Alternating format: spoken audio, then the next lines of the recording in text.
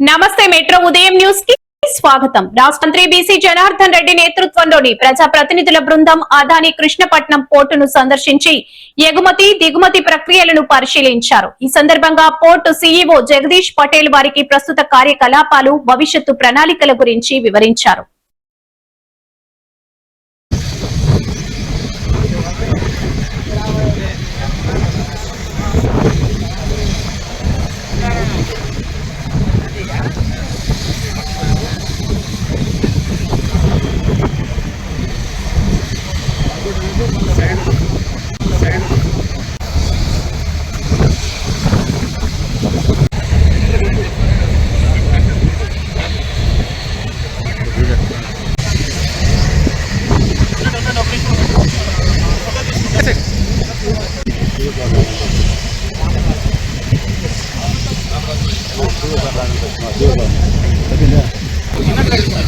Sir కొంచెం వెనకాలకి వెళ్ళిపోండి.